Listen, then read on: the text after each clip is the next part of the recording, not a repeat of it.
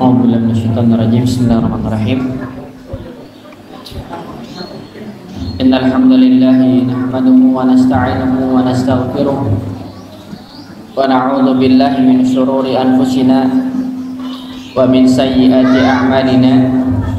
May yahdihillahu fala mudilla lahu wa man yudlil fala hadiya lahu.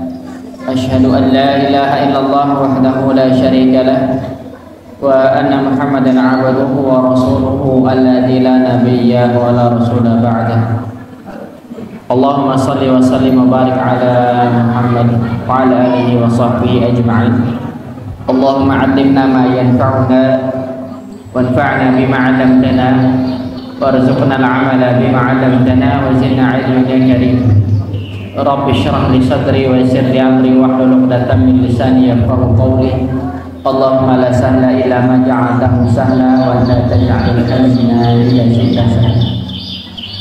Ikhwatul iman ma'asyiral muslimin rahimakumullah, shaimin dan shaimat, hadirin jamaah masjid yang dirahmati Allah Subhanahu wa taala.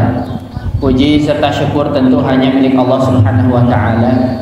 Begitu banyak limpahan nikmat yang Allah berikan kepada kita dan bisa kita rasakan.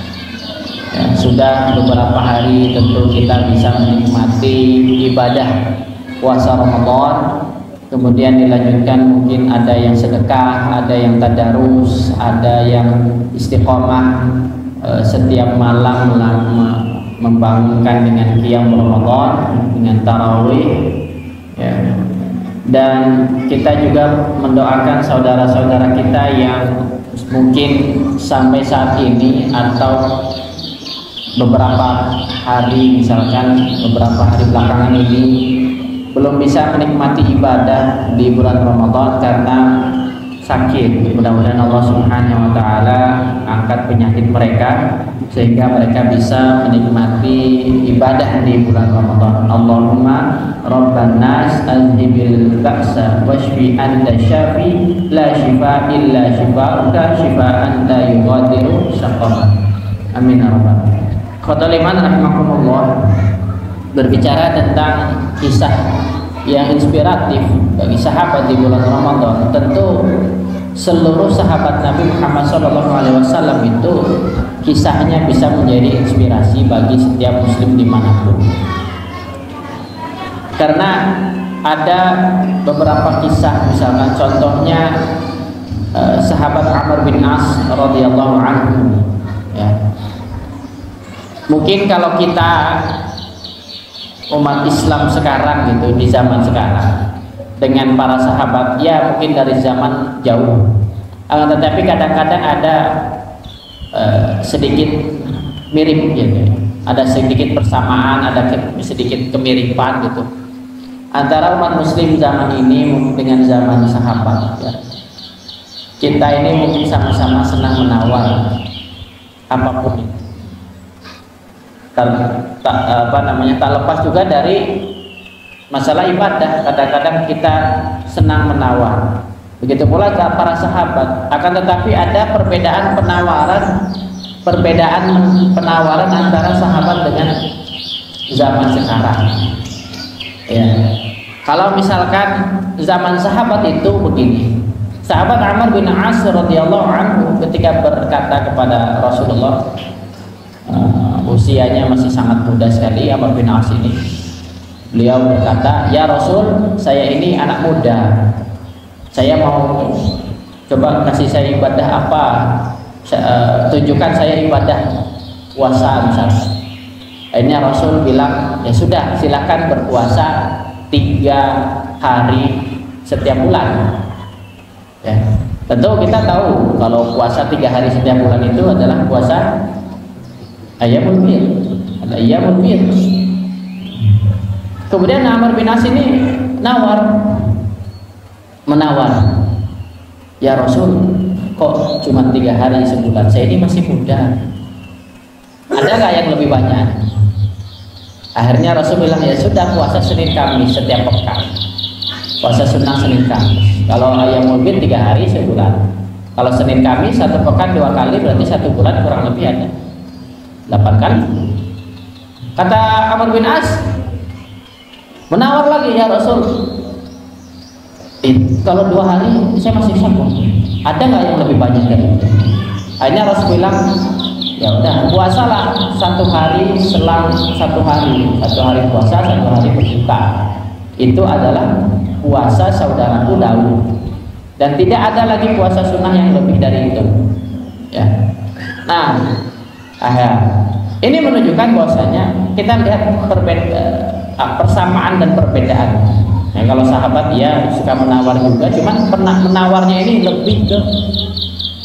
lebih ini ya, lebih yang asalnya 3 hari dia nawar lebih dari itu, ada nggak? Ya, kalau ada mau, kan ini ya saya masih muda, masih sama. Ya mungkin kalau kita bandingkan dengan kita menawarnya dari banyak kan sedikit. Ya ini mungkin ada persamaan gitu, sama-sama suka menawar. Cuman bedanya kalau yang sahabat dari sedikit ke banyak, ya mungkin kalau muslim semakin ke sini dari banyak ke sedikit kan gitu. Ya mudah-mudahan kita semua mirip-mirip dengan sahabat. Begitu pula dari nawar gitu. Yang asalnya mau sedekah 1.000 jadi 5.000 ya.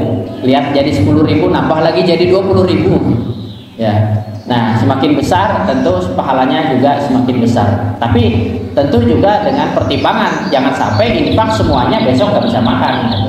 Itu apa namanya? Membinasakan diri gitu kan. Tidak bagus juga. Nah, khotoliman rahimakumullah, maka kok bisa gitu? Pertanyaannya kok bisa ada ghirah, ada semangat ibadah di dalam diri para sahabat seperti itu? Kok bisa? Sebagaimana Umar mensedekahkan setengah hartanya, datang Abu Bakar sedekahkan semua hartanya, kok mau berlomba-lomba gitu? Kok bisa? Nah, perlu kita ketahui, ketika ayat saum yang kita kenal kan, ya ayyuhalladzina amanu kutiba alaikumusiyam, wahai orang-orang yang beriman, telah diwajibkan atas kalian berpuasa. Telah diwajibkan, wajib. Kita lihat pembukaan ayat ini, wahai orang yang beriman, wahai orang-orang yang beriman. Ayat ini memanggil kepada orang-orang yang beriman. Ya. Nah, sekarang kita posisikan diri kita di hadapan ayat ini, kita merasa terpanggil atau tidak? Ya. Apakah kita termasuk orang-orang yang memiliki iman yang kokoh atau tidak? Mengapa para sahabat bisa? Ya, karena ikhwatul iman rahimakumullah, jarak antara wahyu pertama turun dengan sampai disyariatkannya puasa itu kan cukup jauh. Puasa itu disyariatkan tahun kedua Hijriyah. Jadi periode Mekah 13 tahun belum ada perintah untuk berpuasa. Baru ketika Rasul hijrah tahun keduanya baru ada perintah untuk berpuasa. Nah, selama ayat-ayat Makkiyah turun, ya, ini adalah ayat-ayat yang mentarbiyah Rasulullah dengan para sahabat. Apa isinya? Kita mengenal ayat-ayat kan terbagi dua, ayat Makkiyah dan Madaniyah. Dan punya ciri-ciri karakter. Ayat Makkiyah itu berbicara tentang keimanan, iman kepada Allah, iman kepada hari akhir, iman kepada qada dan qadar, iman kepada para nabi, para malaikat, kitab-kitab. Kemudian juga ayat-ayat Makkiyah berisi tentang kisah-kisah umat terdahulu yang dibinasakan. Ya. Nah, kalau kita perhatikan justru ayat-ayat Makkiyah, ayat-ayat yang berkaitan tentang akidah, ini menarik gitu. Contoh misalkan Umar bin Khattab radhiyallahu anhu berkata, "Alimu auladakum as-sibaha wa rimayah," misal, rimayah was-sibaha. Tolong ajarkan anak-anak kalian itu memanah dan berenang. Memanah dan berenang misalkan salah. Kalau memanah oke lah. Kalau memanah itu oke ya, kebiasaan orang-orang Arab punya hobi berburu, memanah ya.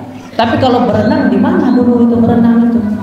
Di Arab itu dulu harus ke laut jauh. Kok bisa? Maka coba kita buka ayat-ayat yang berbicara tentang keimanan tentang surga dan neraka. Kondisi orang-orang penduduk neraka, contohnya misalkan ya. Contohnya dia itu tinggal di neraka itu, kalau orang kafir selama-lamanya, tidak ada ujung dia. siang malam tidak akan merasakan panas, tidak akan merasakan sejuk. Mohon maaf. Kalau panas ya di puncak panas dia rasakan, dingin puncak dingin juga dia rasakan. Ya, tapi sejuk tidak. Bahkan mereka tidak akan merasakan ngantuk. Begitu pula setiap hari, gak ada ujung. Ya. Akan tetapi, ini orang mukmin ketika di azab misalkan, orang mukmin yang dibersihkan. Ada waktu kata Allah labitina fiha ahqaba. Ahqaba ini kata para tafsir di Imam Ibnu Katsir dalam kitabnya tafsir Ibnu Katsir membagi ada pendapat. Ya. Pertama misalkan ada yang mengatakan 30 tahun, ada yang mengatakan 80 tahun, ada yang mengatakan 300 tahun. Ini 30 tahun ini adalah hitungan akhirat. Gimana hitungan akhirat itu? Nah, ahqaba ini bentuk jamak, bentuk banyak, ya, bentuk jamak. Bentuk singlenya adalah hukum. Satu hukum itu adalah misalkan 30 tahun. Setiap tahun ada 12 bulan. Setiap bulan ada 30 hari. Setiap hari selama 1000 tahun sebagaimana manusia menghitung. Itu satu hukum. Sementara di neraka kata Allah labitina fiha ahqaba. Kalau sudah selesai masa ini nanti akan masa yang sama datang lagi. Terus. Saking lamanya. Maka khotuliman rahimakumullah, kita coba mulai membersihkan hati. Kadang-kadang ada dalam hati itu kadang-kadang ya saya maksiat dosa gak apa-apa lah nanti dibersihkan. Dah ada, jangan sampai begitu. Lama. Di neraka itu lama sekali. Ya, begitu kata ulama tafsir. Begitu pula Ibnu Abbas ahli tafsir dari kalangan sahabat. Ya. Makanya ini proses-proses ayat-ayat makiyah turun ini ya untuk apa? Untuk menancapkan keimanan betul-betul kepada Rasul dan para sahabat, seperti itu ya. Sehingga ketika mereka semua sudah punya keimanan yang mantap, yang kokoh gitu kan, sudah merasakan punya keimanan yang kokoh, yakin sekali bahwasanya tiada Tuhan selain Allah, yakin sekali bahwasanya Nabi Muhammad itu adalah Rasulullah, yakin sekali akan surga, yakin sekali akan dahsyatnya neraka, yakin sekali bahwasanya ada takdir yang baik dan yang buruk. Punya iman mereka itu kokoh gitu kan. Sehingga ketika turun ayat ya ayyuhalladzina amanu, wahai orang-orang yang beriman, nah mereka pasti mendengarkan. Gitu. Sederhananya begini, ketika ayat puasa turun, wahai orang-orang yang beriman, diwajibkan atas kamu puasa, maka puasalah para sahabat itu. Nabi dengan para sahabat gak banyak tanya, karena sederhana, mereka semua itu pasti menginginkan surga. Mau surga, sholat, tinggal sholat, selesai. Anda punya iman, mau surga ya, kata Allah, kalau mau surga laksanakan puasa. Mau selesai, nggak ada tanya, nggak ada ini dan sebagainya, puasalah dia tanpa beban. Makanya kalimat ketika masuk bulan Ramadan, kadang-kadang kita mendengar ungkapan kalau bukan bulan Ramadan kapan lagi kan gitu. Ya, kalimat ini tidak bisa dipahami oleh semua muslim. Jangan salah. Ya. Tidak semua muslim bisa memaknai, bisa memahami, bisa menghayati kalimat kalau bukan Ramadan kapan lagi. Coba kita introspeksi. Betul nggak kita ketika masuk bulan Ramadan betul-betul senang kan gitu? Tidak semua muslim bisa menghayati itu. Tidak semua muslim betul-betul gembira dengan hadirnya Ramadan. Kapan seorang muslim itu bisa betul-betul gembira, senang menyambut bulan Ramadan? Ketika dia sadar diri. Dia sadar hari-harinya jarang dihabisi dengan ibadah. Dia sadar hari-harinya banyak hal-hal yang sia-sia yang dia lakukan. Dia sadar juga bahwasanya dirinya itu banyak kesalahan dan khilaf. Dan dia sadar kalau Ramadan itu adalah kesempatan besar untuk memupuk amal, untuk mendapatkan ampunan, kesempatan paling besar untuk mendapatkan ampunan ada bulan Ramadan. Maka ketika hal-hal kondisi-kondisi seperti itu, dia sadar bahwasanya hari-harinya atau dia sadar amalnya kurang, dia sadar dosanya banyak, dia sadar Ramadan kesempatan, datang Ramadan senang dia, dan begitu. Sebaliknya kalau dia nggak sadar amalnya kurang, dia nggak sadar dosanya banyak, dia nggak sadar pula Ramadan itu adalah kesempatan. Masuk Ramadan jadi beban. Aduh, besok puasa 30 hari. Ya, namanya beban. Beban orang kasih beban. Bapak, namanya dikasih beban angkat beras 30 kilo, sanggup insya Allah. Cuman yang namanya beban pinginnya ditaruh kan gitu, yang namanya beban pinginnya ditaruh gitu. Makanya ikhwatul iman rahimahullah, itulah kita pahami ayat-ayat keimanan itu yang perlu ditancapkan dulu. Karena ketika kalau iman sudah menancap dalam hati, udah apapun yang Allah sampaikan, apapun yang Rasul perintahkan, sami'na wa ata'na, tidak ada beban, dia ringan untuk jalankan ibadah hari-hari. Dia isi dengan dengan ibadah hari-hari, dia isi dengan sedekah dan puasa itu adalah ibadah fisik dan hati bergabung itu ya. Fisik ya menahan lapar dan dahaga, hati ya menahan hati dari hal-hal yang bisa membatalkan pahala puasa, untuk berbicara yang tidak pantas dan sebagainya, ya menahan emosi dan sebagainya. Kalau fisik, ikhwatul iman, kalau fisik ya, fisik itu sangat mudah sekali untuk kita tahan. Apa buktinya? Dari pagi sampai sore sampai malam bahkan kerja. Pagi sampai sore kerja, malam tidur istirahat, bangun segar. Atau puasa sahur jam 3:30 misalkan ya, nahan puasa berapa lama kira-kira? 14 jam, dari jam 4 sampai jam 6, 14 jam ya. Kita nahan fisik, nahan lapar dahaga, nahan buka pakai apa, misalkan pakai jus, pakai gorengan, nah masih ada laparnya, hilang, cepat seketika kan gitu. Kalau fisik makan puasa 14 jam makan udah hilang lapar, selesai cepet.